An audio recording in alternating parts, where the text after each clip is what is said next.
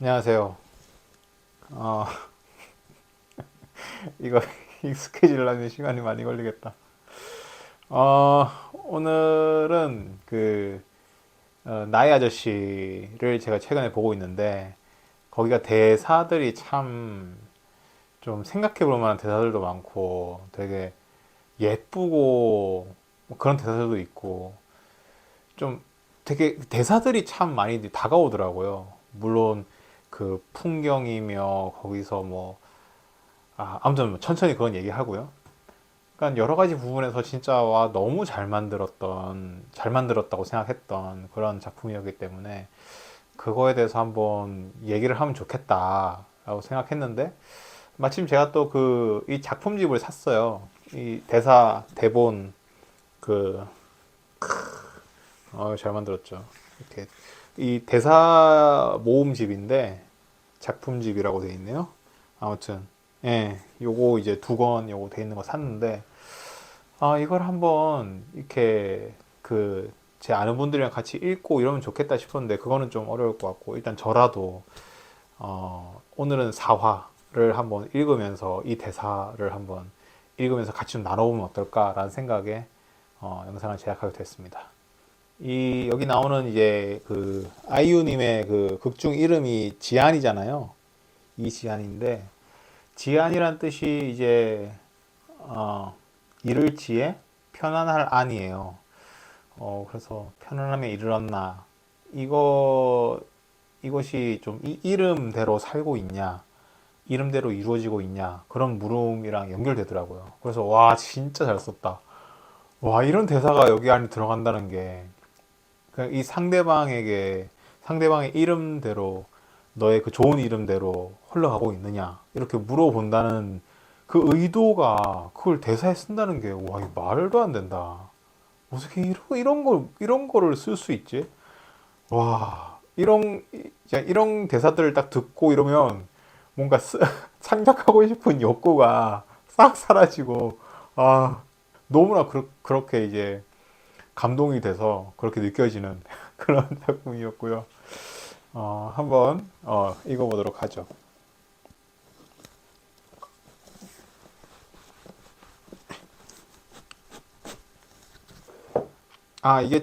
이 책에 이 보면은 이렇게 앞에 이렇게 딱 이렇게 사진이 있어요. 1권은 이렇고 2권은 이렇게 아이유님이 계시고 저는 오늘 사화를 읽기로 했거든요. 사화를 한번 읽어봅시다. 여기 보면 등장인물도 나오는데 등장인물 여기 보면은 이 동운래라고 해가지고 이 사람이 어떤 사람이었는지 어떻게 그 인물을 어떻게 설계를 했는지 이런 것도 나와 있는데 와 정말 대단합니다. 건축 구조 기술사 순리대로 인생을 살아가며 절대 모험하지 않는 안전제일주의 눈에 띄는 게 불편하고 나대는 재주 없는 성품 이만하면 됐다. 한직인 안전진단팀으로 밀려났어도 대학 후배가 대표이사로 머리 위에 앉아 있어도 이만하면 됐다. 아내는 동훈의 이 말에 차가운 얼굴을 했다. 그래 넌 됐다 쳐라 난 아니다라며 아이를 낳자마자 사법고시에 붙었고 아들도 만리타향으로 조기 유학 보냈다. 그래도 아내가 돈을 잘 버니 이만하면 됐다. 인생 내리막길을 달리고 있는 형과 동생이 있지만 여전히 즐겁다고 낄낄대는 속 없는 인간들이라 고맙고 다행이다. 그래 이만하면 됐다. 그런데 이상한 애가 동원을 뒤흔든다. 거칠고 무모한 21살의 지안. 지안의 말은 거침없다. 칼로 푹 찌르고 들어오듯 서늘하다. 하지만 지안은 동훈의 인생을 아는 것 같다. 동훈이 어디에 눈물이 나고 마음이 고요해지는지. 나이 45세. 처음으로 발견된 길가의 꽃이 된 기분. 위험한 아이다. 조심하고 또 조심하자. 인생도 어떻게 보면 외력과 내력의 싸움이야. 무슨 일이 있어도 내력이 세면 버티는 거야. 극 중에 이제 박동훈님 역을 하셨던 이성균님의 사진도 있고요. 참 이 캐스팅도 참 잘 된 것 같아요. 근데 그 생각보다, 아니, 생각보다란다. 회사가 너무, 그러니까 좀 뭐랄까, 현실성이 있나? 뭐 그런 생각도 들기도 했어요. 회사의 회장님이 마인드가 너무 좋아 보이고, 한량없어. 너무 좋아. 사람이 막 너무 좋고, 욕심도 하나 없는 것 같고. 아무튼 캐릭터들이 아무래도 드라마다 보니, 이 조금 좀 이상적인 그런 부분이 없잖아 있어요. 너무, 그런 것 같긴 해요. 그래도 좀 현실과 맞닿아 있고 공감되는 부분은 분명히 있다라고 생각이 됩니다. 그러니까 너무 좋은 사람과 안 좋은 사람이 너무 대비되는 이렇게 너무 나뉘어지는 그런 것도 좀 있는 것 같아가지고 좀 저는 그 변요순님 그러니까 이제 그 동훈래의 어머니 역할을 하신 고두심님 이 역할로 굉장히 좀 이입이 많이 되더라고요. 어, 나이 50도 안 된 아들 둘, 집에서 삼시세끼 밥 먹일 줄 누가 알았어. 억척스럽고 생활력이 강하다. 품을 떠나본 적 없는 막내 기훈이만 치우면 될 줄 알았더니 큰아들 상훈이가 늙음하게 빈털터리로 여편네에게 쫓겨나 집으로 들어왔다. 40 넘은 아들 둘이 집에 있으니 열이 뻗쳐 욕 한 바가지 퍼붓다가도 삼시세끼 따뜻한 밥은 해먹이는 엄마. 철부지 아들 둘이 추레하게 혼자 늙을까 걱정이 태산. 죽기 전에 아들들이 제 짝이랑 우애 좋게 사는 것을 보고 죽어야 눈이 감길 텐데. 그러나 사실 생전 말없이 묵묵히 뒤치다거리하는 둘째 동훈을 가장 안쓰러워한다. 참 이 세 남매 아니 좀 남매란다. 그 세 형제 이 삼형제의 그 어떤 케미도 너무 좋고 그런 삼형제를 바라보는 그 고두심님의 이 변효순 여사님의 그 어떤 시선이나 어떤 그런 심정 같은 것들이 드러나는 그런 부분들이 있거든요. 아니 오늘 사화를 읽으려고 했는데 이 앞부분에 이거를 그냥 넘길 수가 없네요. 이게 참. 그리고 박호산님. 아무튼 그 고두심님의 그 어머니 그 이렇게 캐스팅도 너무 좋았는데 이 박호사님이 또 나왔어요. 제가 박호사님 그 되게 연기를 좋아하거든요. 박호사님 나오셔가지고 참 좀 카리스마 있는 역할도 하시지만 좀 이렇게 서글서글 하면서 약간 좀 이렇게 망가지기도 하고 좀 약하고 그런 모습도 좀 좀 봤습니다. 안쓰럽기도 하고 그랬어요. 반세기를 살았는데 기억에 남는 게 없어. 만들라고 기억에 남는 기똥찬 순간. 되게 착하게 나와요. 그러니까 능력은 없지만 착한 그런 분으로 나오고 나중에는 뭐 이렇게 청소도 하고 하면서 뭔가 제기를 하려고 하지만 근데 이게 능력이 없게 약간 좀 이렇게 그 시점이 이렇게 능력이 없고 구박받는 시점이어서 그렇지만 20년이나 회사를 다니셨었고 그리고 장사를 두 번이나 시도했었던 그러니까 이렇게 뭔가 나이가 들어서 좀 이렇게 잘 안 되긴 했지만 참 그래도 열심히 살아오셨던 그래서 어떻게 보면 약간 억울한 마음도 있으실 것 같고 이 캐릭터가 그렇게 느껴집니다. 가장 먼저 중년의 위기를 맞은 맏형 22년이군요. 22년 다닌 회사에서 잘리고 장사 두 번 말아먹어 신용불량자 되고 여기저기 몸성한 곳도 없는 데다 매일 이혼 서류에 도장 찍으라고 악악된다. 악을 쓴다 뭐 이런 말인가? 악악되는 아내까지. 인생 초고속 내리막길. 그래도 여유와 웃음을 잃지 않는다. 그러니까요. 이 약간 좀 이렇게 바보처럼 보일 정도로 되게 여유가 있고 계속 웃고 이렇게 막 그래요. 여전히 술은 만나고 평생 술값 책임지겠다는 동생에 평생 심심하지 않게 구박해주는 막내 동생이 옆에 있으니까. 이건 참 어떤 좋은 형제애를 보여주는 부분인데, 이런 형제가 얼마나 있을지. 예, 이런 형제들이 있다면 너무 좋겠죠. 같이 이렇게 서로 이렇게 의지하고 이러면서. 그리고 욕은 해대지만 삼시세끼 뜨끈한 밥 해주시는 노모도 계시니까. 인생에 돈은 없지만 재미는 있다. 늘 웃는 상훈이지만 내 인생이 맥없이 저문 건가 하는 고민은 있다. 그렇죠. 자신에게도 꿈이 있었던가? 그래서 결심한 것. 인생에 적어도 일주일은 영화처럼 살아보기. 삼형제가 검은 수트, 검은 라이방, 검은 벤츠 타고 푸른 바다 보이는 호텔 스위트룸에 크크크 생각만 해도 멋지다. 그러니까 뭔가 이제 49세의 이 역할인데 이 49세의 참 그 어떤 그 애환을 어떻게 좀 녹여냈던 그런 역할이었고 박기훈 역이고 이거는 42세 동훈의 동생 송세병님. 그 송세병님은 이렇게 말투 이렇게 그 액센트가 되게 좀 이렇게 특이하잖아요. 그래서 저도 이제 되게 좀 친근하고 되게 자연스러워가지고 되게 연기 좋아하는데 여기서 막내 동생 역할로 되게 잘 어울리셔가지고 좋았어요. 좀 이렇게 속이 뻥 뚫리는 것도 있어요. 이분이 영화에 화도 그냥 내고 막 그냥 되게 거침없이 뭔가 하는 그런 좀 스타일이라서 내가 막 사는 것 같아도 오늘 죽어도 쪽팔리지 않게 비장하게 살아. 인생의 어떤 가치관이 드러나는 한때는 천재로 추앙받던 영화계의 샛별. 현재는 형인 상훈과 함께 형제 청소방의 동업자. 오랜 꿈을 포기했지만 자신에게만큼은 당당하고 싶은 막내. 욱하는 성격의 소유자. 맞아요. 엄청 욱합니다. 근데 그러면서 약간 좀 좋은 부분도 있는 것 같아요. 뭔가 좀 욱해서 많은 것을 좀 이렇게 좀 불이익도 받지만 좀 이렇게 사람들과 싸우고 이렇게 좀 많이 그런 게 있지만 그래도 뭔가 답답하지 않게 사는 그런 건 좀 좋은 부분이기도 한 것 같고. 근데 이게 참 마음에 들어요. 오랜 꿈을 포기했지만, 그러니까 영화죠. 영화를 포기했지만 자신에게만큼은 당당하고 싶은 막내.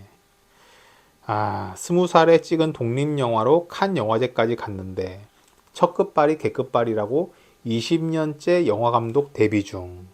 야, 올해 공들인 시나리오를 넘겼는데 선배 감독이 연봉 500에 또 조연출 하라던 날 울분에 차 선배에게 주먹을 날리고 오래도록 꿈꿔온 영화판을 깡그리 단념했다.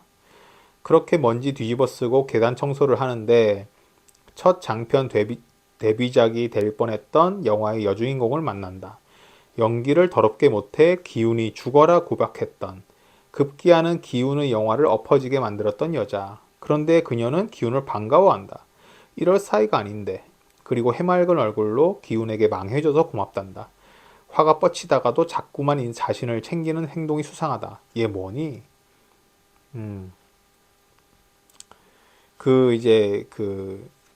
이게 약간 조금 약간 이 여배우 그 분과의 그 관계가 약간 억지스럽게 느껴지긴 했어요. 이게 평범하지 않은데, 뭔가 이렇게 뭐, 그래, 저렇게 된다고? 이렇게 약간 좀 이렇게 의아하게 됐던 그런 뭐 관계이긴 한데, 그래도 재밌게 봤습니다. 예. 그리고, 그 동훈의 아내 역, 강윤희님, 이지아 그 배우님께서 하셨죠? 당신 보면 짠하다가도 우라통 터져. 밖에 나가서 좀 봐. 딴 남자들 당신 나이 어떻게 하고 사나 좀 보라고. 아이 낳고 돌되던 해에 사법고시에 패스할 정도로 의욕적인 여자. 직업은 변호사.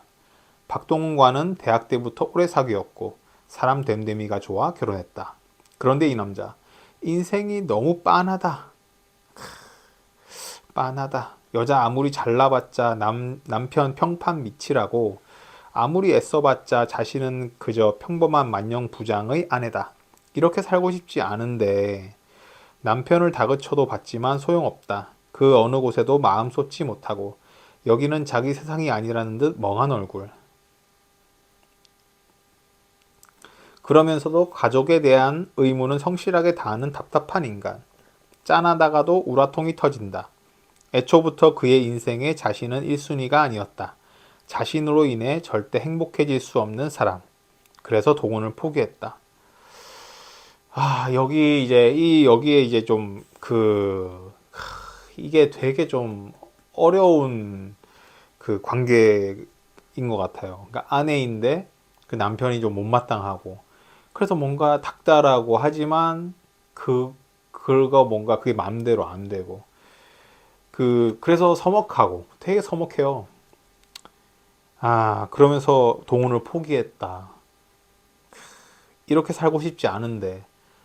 아, 참, 아무튼 이런 역할이었어. 극 중에 조혜련님 역할을 하신 정영주 배우님. 상훈의 아내 역할이죠. 징글징글한 삼형제, 니들 사귀지? 사귀지 않고서 이렇게 맨날 붙어 다닐 수는 없어. 여자 나이 45, 거울 보기도 싫어지는 타이밍. 이럴 때 돈 많은 중년들은 젊음 유지보다 고가의 명품으로 품위 유지에 신경 쓰는데 돈이 없으니 속주무책이다. 속수무책이다. 가장 많은 돈이 필요한 나이에 빈털터리가 됐다. 남편이란 인간은 다 망해먹고 울어도 시원찮을 판에 매일 형제들하고 술 마시고 낄낄낄. 진절머리 나서는 매일 갈라서겠다고 악쓰다가도 집안 행사는 꼬박꼬박 챙기는 책임감 있는 맏며느리. 요것도 좀 참 씁쓸하더라고요. 이 상우님이랑 계속 이렇게 뭔가 답답하고 이렇게 뭔가, 이게 참 답답한데. 그래서 이혼하자고도 막 해요. 세근하고 하는데.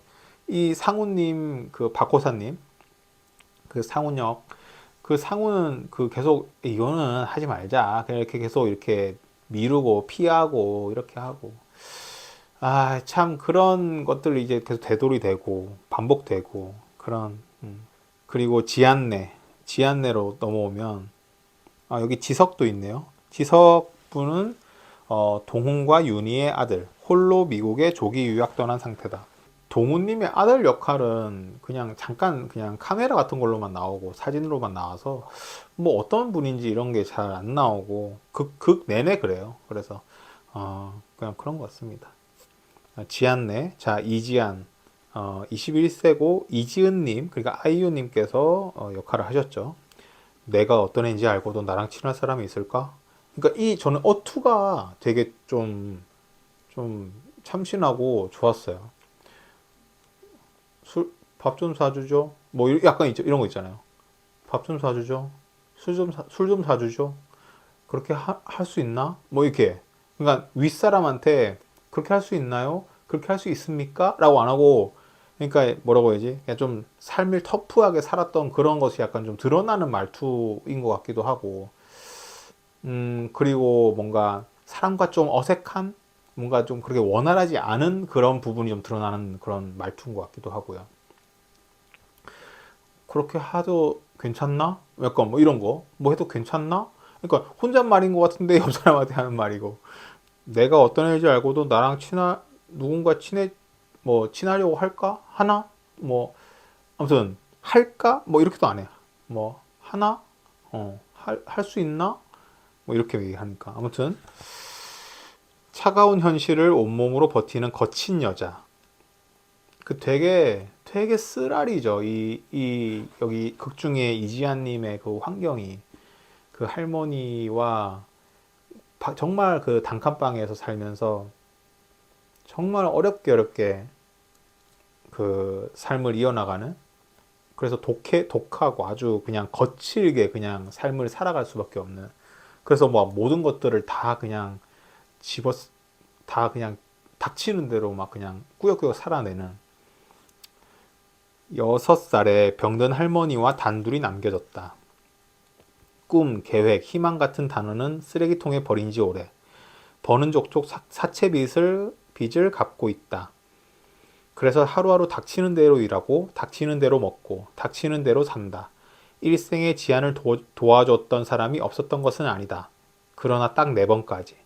그 뒤로 다들 도망갔다. 선량해 보이고 싶은 욕망을 채우기 위해 나의 불행함을 이용하려는 인간들. 인간에 대한 냉소와 불신만이 남은 차가운 아이. 되게 공감되죠. 딱 4번까지. 나를 도와줬던 인간들 다 4번까지. 선량해 보이고 싶은 욕망을 채우기 위해 나의 불행함을 이용하려는 인간들. 인간에 대한 냉소와 불신만이 남은 차가운 아이. 냉소와 불신. 되게 저는 공감합니다. 저도 이 냉소와 불신, 많이, 옛날에는 훨씬 더 많았고, 지금도 없진 않습니다. 세상에 대한, 인간에 대한 냉소와 불신. 차가운 아이. 차가운. 저도 이런 거 있는 것 같아요. 선량해 보이고 싶은 욕망. 이런 거 있는 것 같아요. 남이 날 잘 보였으면 좋겠는 그런 거 있는 것 같아요. 그래서 막 꼭 안 웃어도 되는 건데, 왠지 웃어야 될 것 같은 압박감. 나도 모르게 웃고 있어. 무의식적으로. 그런 거짓 미소를 흘리고. 저는 이 지안의 캐릭터가 굉장히 공감이 되더라고요. 차가운 아이. 저도 되게 차가움이 있거든요. 옛날에 더 심했고, 더 냉소적이고, 더 그랬는데, 지금은 좀 덜하지만, 아무튼, 차가운 아이. 어느 날 사채업자로부터 벗어날 좋은 기회를 잡았다. 죄책감 따위는 없다. 정말 그래요. 죄책감이 없이 행동합니다, 이 사람은. 그래서 박동훈에게 접근하는데 지아는 깊이 알면 알수록 아저씨가 더 궁금해진다. 아무도 박동훈 건들지 마. 다 죽여버리기 전에. 망가뜨려도 내가 망가뜨리고 살려도 내가 살릴 거야. 이 이지한님의 그 극중 대사들이 되게 거칠거든요. 직접적이고 직설적인데 근데 너무 그게 좀 너무 솔직해서 그런지 너무 감동적이고 너무 와닿아요. 와닿았어요. 너무 이렇게 포장되지 않은 말들이라서 더욱더 순수해 보이고 더 진심이 느껴지는 그래서 되게 이분의 대사들을 되게 좋아해요. 그리고 이분의 할머니 역할을 봉해라는 할머니 역할을 하신 손숙님이 이제 그 수화로 하시잖아요. 막 이렇게 하고 막 이렇게 하잖아요. 가만히 보면 모든 인연이 다 신기하고 귀해. 참 이 할머님 보면서도 참 미안하겠다 손녀한테. 그래서 참 본인 스스로도 많이 힘들고 참 그래서 지안내가 좀 되게 마음이 아픈 그런 그런 거. 이 드라마라서 이게 이런 것이 이제 좀 이런 극적인 이런 장치로서 쓰인 것 같기도 한데 근데 이런 가정들이 지금도 많이 있지 않을까 우리가 뭐 관심을 안 가져서 그렇지만 많이 있지 않을까 라는 생각이 듭니다. 지안의 할머니 요양원에 입원 중이다. 청각장애를 가지고 있어 듣지도 말하지도 못하며 다리가 불편하여 홀로 움직일 수 없다. 그 요양원에 입원하는 것도 참 그 장기요양 보험에 대해서 좀 알면 그리고 주변의 이웃들이나 뭐 좀 먼 가족이라도 이렇게 뭔가 연이 있으면 그 할머니의 처지를 어떻게 좀 그 건보라든가 그쪽에 이어져 가지고 좀 요양원에 좀 들어가서 할 수 있었을 텐데 그냥 단칸방에 할머니랑 지내잖아요. 그런 게 좀 안타까웠습니다. 그리고 지안의 주변 인물 이광일 장기용 님이 역할을 하셨는데 또 말해봐 네가 싫어하는 거 이건 아닌가? 갑자기 아저씨가 됐네.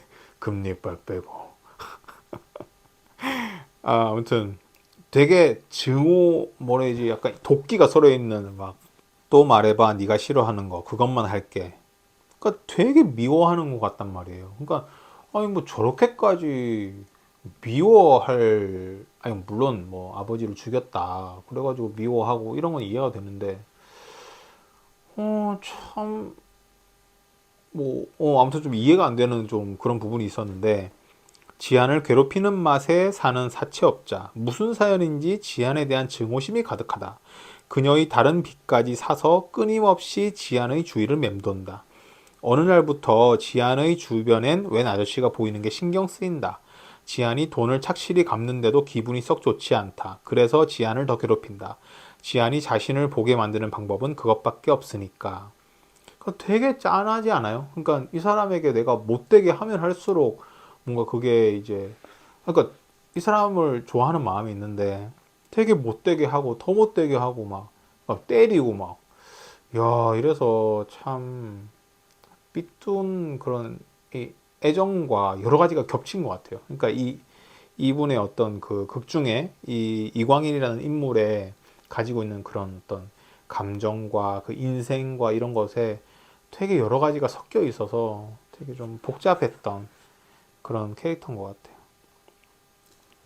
그리고 송기범 역할의 안승균님. 네가 맞고만 있을 애는 아닌데 왜 맨날 맞아줘? 그만 맞으면 안 되냐? 지안의 오래된 친구이자 조력자, 컴퓨터 게임, 모바일 게임, 24시간 게임을 놓지 않는 중독자, 덕분에 컴퓨터를 잘 다룬다. 지안이 떠하는 사채빚 중에 자신의 목도 있어 늘 지안에게 마음의 빚을 지고 있다. 툴툴대기는 해도 지안이 시키는 일은 다 한다. 이분이 거의 뭐 전문가예요. 거의 뭐 도청부터 시작해가지고 뭐 각가지 다 하고 여러 가지 지안님이랑 같이 막 여러 가지 그 일을 다 버리고 조력합니다. 아주 맞는 캐릭터입니다. 아주 무슨 완전 뭐 천재 무슨 막 그냥 해커 그런 캐릭터 느낌처럼 다 해요 이분이. 뭐 변장도 하고 막 이렇게 뭐 쓰고서 막 웨이터도 했다가 뭐 운전 대리기사 역도 했다가 막 와 아주 맞는 캐릭터. 그러니까 연극 같은데 보면 주연 배우 말고 조연 배우 이렇게 1인 다역 하시는 그런 역할 하시는 분들 있잖아요. 그런 느낌 약간. 이분은 다 해. 이분이 혼자서 지안의 옆에서 모든 걸 다 해줘. 가능한 그런 분. 아주 능력자. 근데 컴퓨터만 맨날 하고 게임만 하는 그런 캐릭터 나옵니다. 그리고 춘대 역의 이영석 배우님. 내가 지안이를 건사하게 된 거나 사실에 비추면 다 말이 안 되죠. 마음이 어디 논리대로 가나요? 이분이 그렇게 극 중에서 막 엄청 자주 나오진 않는데 그 지안님을 약간 좀 이렇게 보살펴주는 그런 주변 인물 중에 한 사람인데 이분이 하는 말들 중에 되게 좀 생각해 볼 만한 말이 많은 것 같아요. 방금 이 대사도 내가 지안이를 건사하게 된 거나 사실에 비추면 다 말이 안 되죠. 말이 안 된다. 마음이 어디 논리대로 가나요? 되게 공감이 됩니다. 마음이 논리대로 가지 않는다. 청소부 할아버지, 춘대와 단둘이 찍은 지안의 초등학교 졸업사진으로 보아 둘은 가까운 친인척인 것처럼 보이나 사실은 생판 모르는 사이 지안의 비밀을 알고 있다. 와 여기 뒤로 되게 인물들이 다 나와요. 회사 사람들 시작해가지고 다 나오는데 다 할 수는 없을 것 같아요. 다 할 수는 없을 것 같아요. 아무튼 회사 부분은 좀 넘어가고 다른 분 여기 광일의 친구의 사채업자 종수님 역할을 맡은 홍인 배우님 요것도 이제 넘어가고 이분들만 좀 얘기해 보면 좋겠네요. 그 외 인물들에서 최유라님 이분이 배우 역할인데 나라 여긴 나라라고만 나오네. 나라 배우님. 정말 고마워요. 망해줘서. 되게 예쁜 여배우 역으로 나와요. 그 누구지? 셋째 막내 아들 역할 하셨던 그 박기훈. 기훈을 좋아하고 기훈과 이렇게 기훈을 좋아하는 그런 여배우 역할로 연기 트라우마에 시달리는 영화배우 기훈의 첫 장편 영화 데뷔작의 주인공 기훈의 밑에서 딱 3개월 만에 말 더듬고 연기 트라우마까지 생겼다. 하도 구박받다 보니까 그때부터 망가지기 시작했다. 술 마시고 계단에 토하기 시작한 것도 그때부터다. 그런데 기훈이 쫄딱 망했단다. 기분이 너무 좋다. 그동안의 불행한 과거를 벌충이라도 하듯 망가진 기훈을 보며 행복을 만끽한다. 눈꽃만큼도 속내가 숨겨지지 않는 여자. 그러니까 보면 되게 이 캐릭터가 약간 좀 엉뚱한 좀 그런 부분도 있는 것 같아요.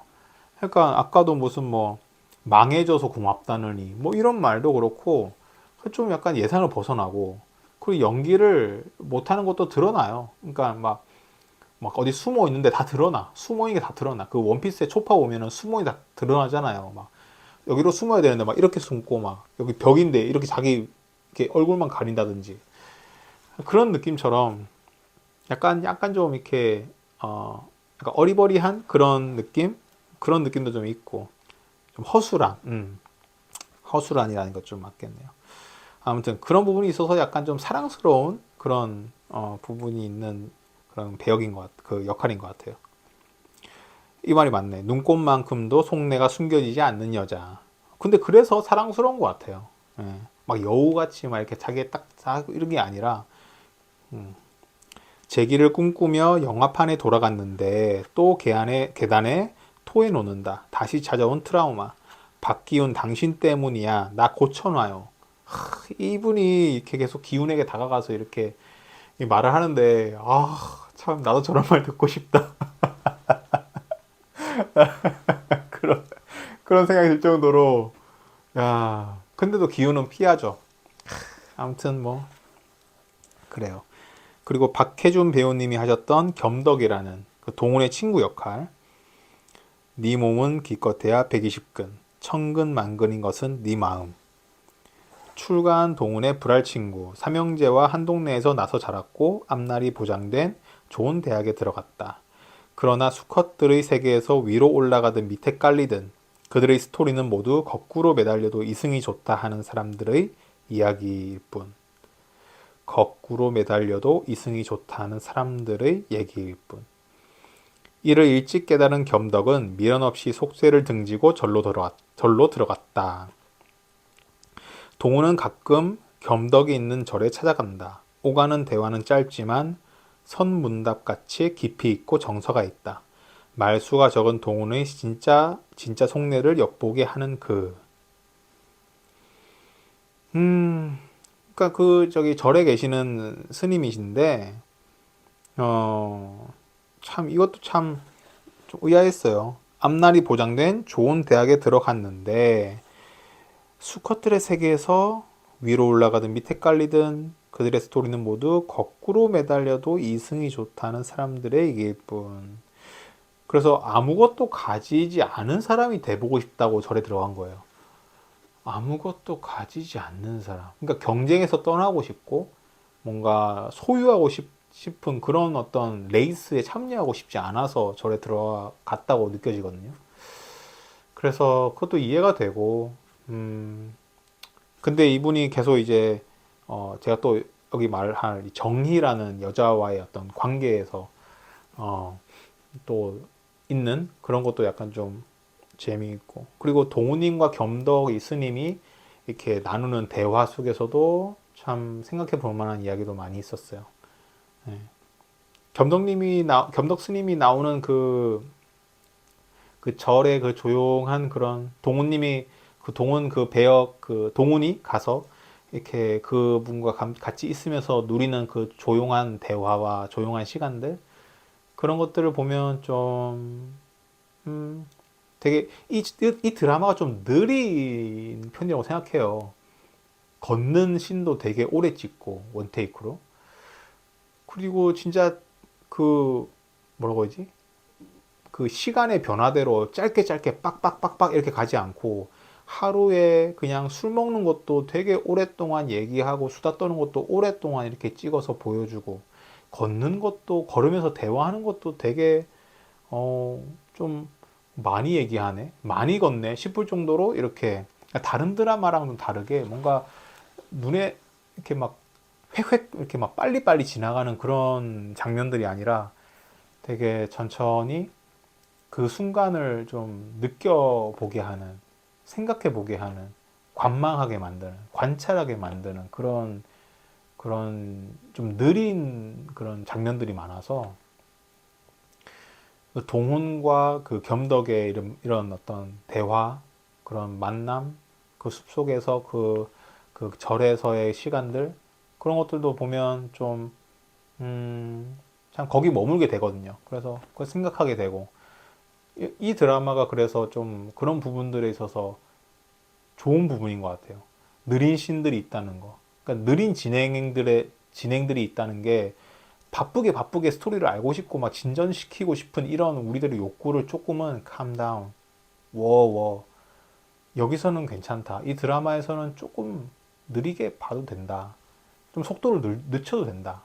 빨리빨리 지나가려고 하지 말고 지금 이 노래 듣고 저 사람들의 대화도 들어보고 저 사람들이 어떻게 생각하는지, 저 표정들, 저 사람들의 저 말들과 저 분위기, 그러니까 되게 그렇게 천천히 보게 되니까 그런 의미에서도 좀 이렇게 많이 좀 편하게 다가가지는, 좀 공감이 많이 되는, 그리고 나를 약간 조금 나의 스피드를 약간 좀 조금 약간 칼리브레이션 같은 거를 해볼 이렇게 생각을 가지게 되는 그런 장면들이 많은 것 같아요.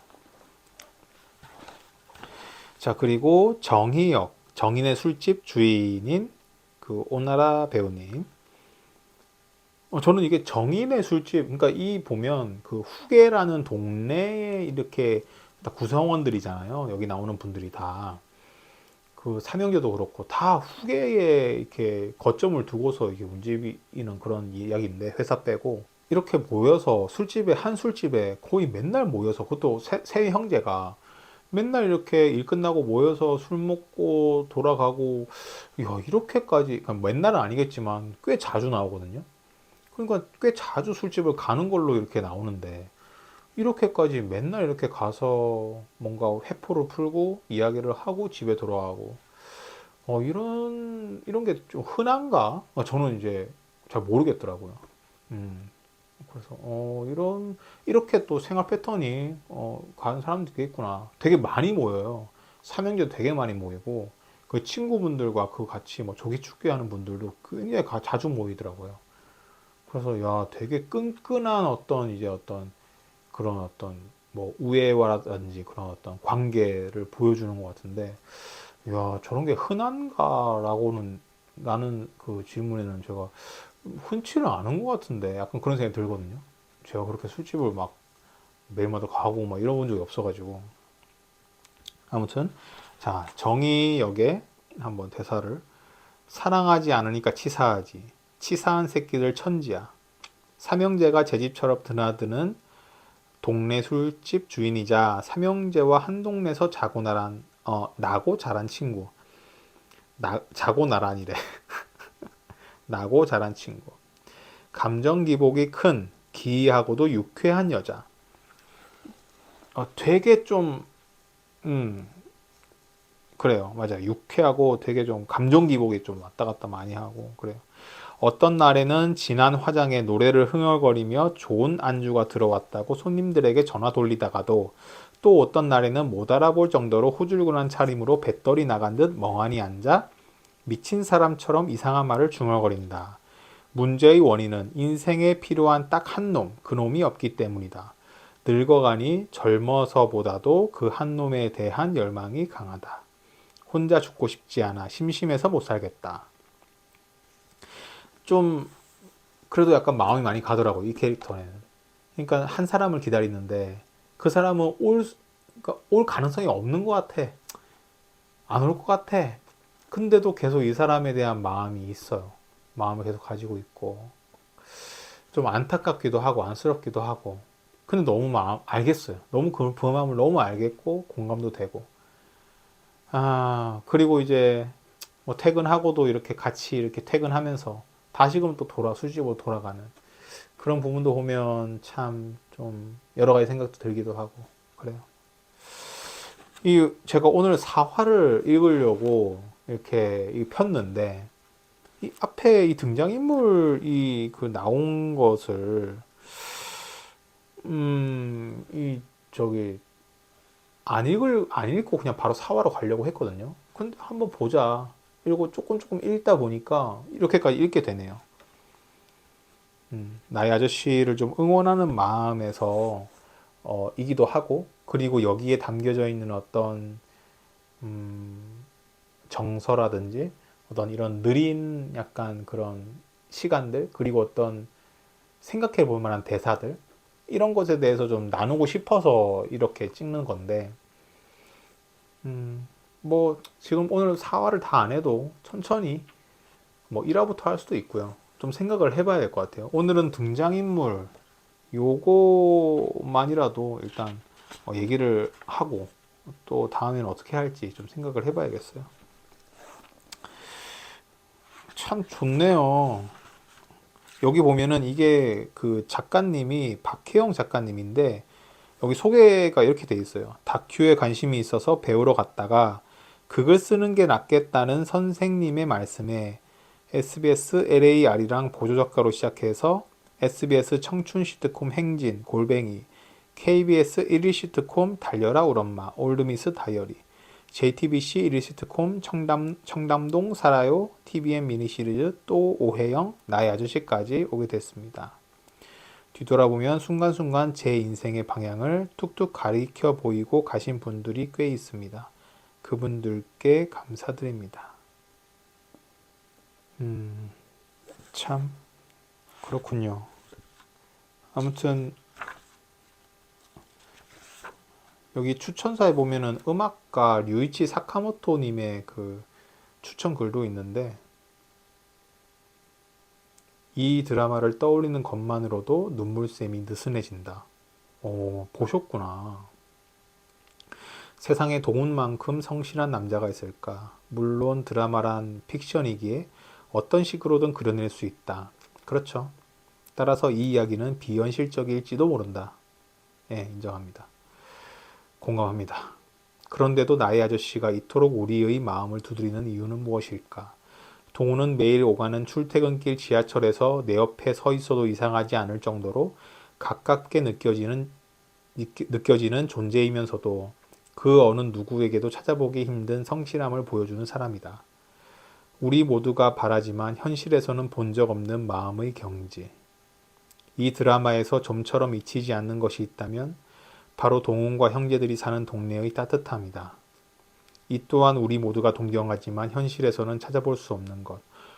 맞죠? 나도 그래. 과연 저렇게 맨날 이렇게 저런 사람들이 있을까라고 생각했었죠.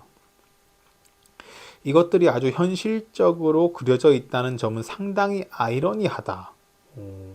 아주 가까이 있을 것 같지만 손에 닿지 않는 현실, 판타지. 그렇다.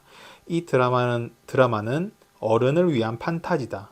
대본을 읽은 독자라면 누구나 후계동 정의 내에서 함께 어울리고 싶다는 생각이 들 것이다. 나의 아저씨 OST는 전체적으로 간결하고 적절히 균형을 유지하면서 인물 각각의 심리를 잘 표현하고 있다. 특히 손디아 어른은 지안의 존재가 마음의 감정선을 타고 흐른다. 고독과 허무, 무너져 버릴 것 같은 현실, 그리고 한 줄기의 소망이 오롯이 와닿는다. 몇 번이고 다시 보고 싶어지는 명작이다. 저도 그래서 여기 나오는 그 나의 아저씨 OST의 몇 곡을 한번 불러보고 싶어요. 그래서 저도 한번 연습해가지고 이런 거 좀 부르고 좀 공유하고 이러면 좋겠다라는 생각하고 있습니다. 오늘 나의 아저씨 4화를 좀 하고 이렇게 읽어보면 좋겠다. 그래서 4화를 처음부터 끝까지 다 읽어보지 못하겠지만 이렇게 중간중간 내가 마음에 와닿았던 것들, 그런 씬들이나 그런 대사들 이렇게 좀 같이 읽자.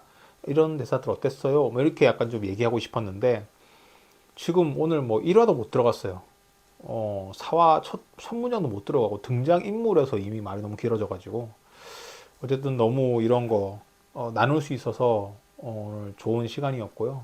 다음에는 4화를 진짜 바로 4화로 갈지 1화부터 뭔가 좀 천천히 이렇게 뭔가 갈지 잘 모르겠습니다. 그러니까 1화부터는 조금 이렇게 빌드업 되는 사람들을 이런 상황이라는 거 설명해주고 좀 이런 좀 이건 이야기들이라서 어떻게 하면 좋을지 좀 고민을 해봐야 될 것 같긴 해요. 아무튼 나의 아저씨 전 좀 다시금 몇 년 전, 한 4, 5년 전의 작품인가요?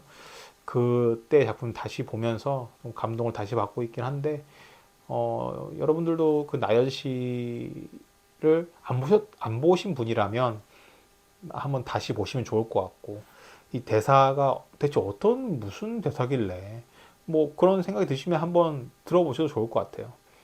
대사 모음만 해놓은 유튜브 그런 것도 있어요. 그런 것도 너무 좋은데 그냥 한번 천천히 이렇게 드라마를 처음부터 한번 정주행을 뭐 부담스럽다면은 뭐 이렇게 유튜브 봐도 되지만 한번 천천히 이렇게 한번 그것을 느껴보시면 굉장히 좋을 것 같습니다. 추천드리고요.